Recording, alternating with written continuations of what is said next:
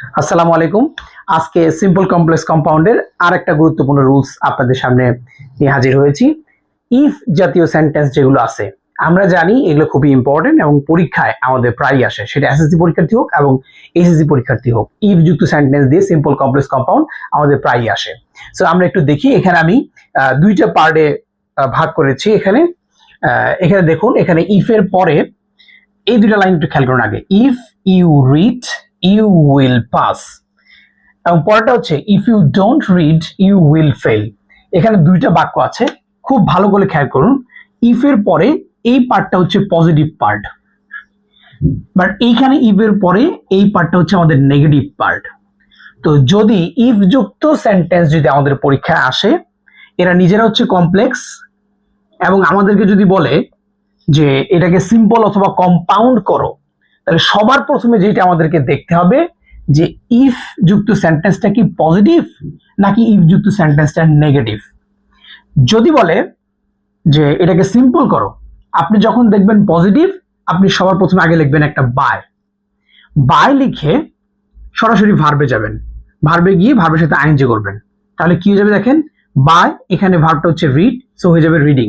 So by reading এর পরে যা আছে সেই অংশটা লিখে দিবেন, by reading you will pass. আরেকবার বলি, যখন আমি ইফ যুক্ত সেন্টেন্সটা দেখবো পজিটিভ, সবার আগে লিখবো হচ্ছে বাই।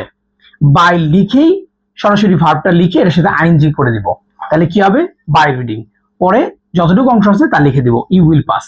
এইটা যদি বুঝেন, এইটাও এটার মতো খুব সহজ। যখন আপনি দেখবেন ইফ যুক্ত সেন্টেন্সটা নেগেটিভ, তখন আপনি লিখবেন হচ্ছে উইদাউট। প্রথমে লিখবেন উইদাউট। এখানে যেরকম ইফ এর পরে পজিটিভ থাকার কারণে আপনি যখন লিখেছেন বাই, ঠিক তেমনি ইফ এর পরে আপনি যখন দেখবেন নেগেটিভ, আপনি লিখবেন উইদাউট। বাকিগুলো সব আগের নিয়ম। এরপর ভার্ব খুঁজে বের করে ভার্বের সাথে কি করতে হবে, আইএনজি করতে হবে। এখানে দেওয়া আছে ভার্বটা হচ্ছে রিড, সো রিডের সাথে আইএনজি হয়ে যাবে রিডিং। এরপর এখানে দেওয়া আছে you will fail, you will fail. So আশা করি এই নিয়মটা বুঝতে পেরেছেন। সো এরপর যেটা করতে হবে সেটা হচ্ছে, যদি আমাদেরকে যদি বলে যে ইফ যুক্ত সেন্টেন্সকে আমরা এটাকে সিম্পল করলাম, যদি আমাদেরকে বলে কম্পাউন্ড করতে, যদি আমাদেরকে বলে হয় কম্পাউন্ড করতে, তাহলে যেটা করতে হবে, আবার খেয়াল করতে হবে যে ইফ এর পরের যে ইফ যুক্ত যে লাইনটা আছে এটা কি পজিটিভ নাকি নেগেটিভ। আচ্ছা, তো এইটা যদি আমরা দেখি, তাহলে দেখেন এটা পজিটিভ লাইন। তো এটা করার জন্য আমাদের যেটা করতে হবে, সরাসরি ভার্বটাকে লিখতে হবে। তো এখানে ভার্ব রয়েছে রিড। তো এখন এই এই কমার জায়গায় যখন পজিটিভ হবে, কমার জায়গায় আপনি লিখবেন হচ্ছে এন্ড। তাহলে রিড এন্ড, এরপর জাস্ট তাই ইউ উইল পাস। কিন্তু যদি নেগেটিভ যুক্ত সেন্টেন্স হয়, তাহলে যেটা করতে হবে, এটারও একই নিয়ম। প্রথমে হচ্ছে গিয়ে ভার্ব লিখতে হবে, ভার্বটা লিখলাম, এখন কমার জায়গায় লিখতে হবে অর, তারপর যা আছে তাই। তার মানে এখানে কি বুঝলাম আমরা, এখানে যে যদি পজিটিভ হয় তাহলে কমার জায়গায় লিখতে হয় এন্ড, আর যদি নেগেটিভ হয় তাহলে কমার জায়গায় লিখতে হয় অর। সো এই দুইটা নিয়ম আমাদের খুবই ইম্পর্টেন্ট, আমাদের প্রত্যেকটা পরীক্ষা আসে।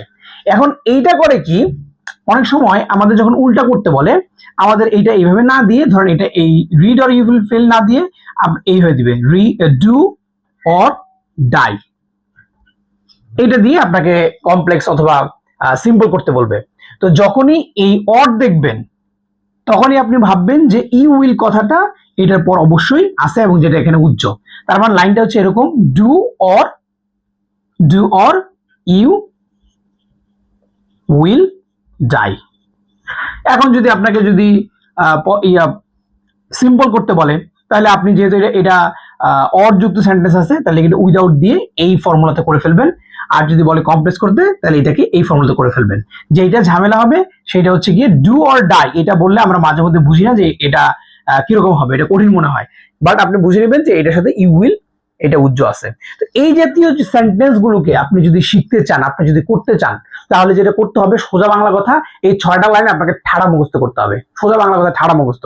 যখন আপনি এটা মুখস্থ করবেন, তখন এই জাতীয় যেই সেন্টেন্সই দেখ আপনি এরকম করে দিতে পারবেন।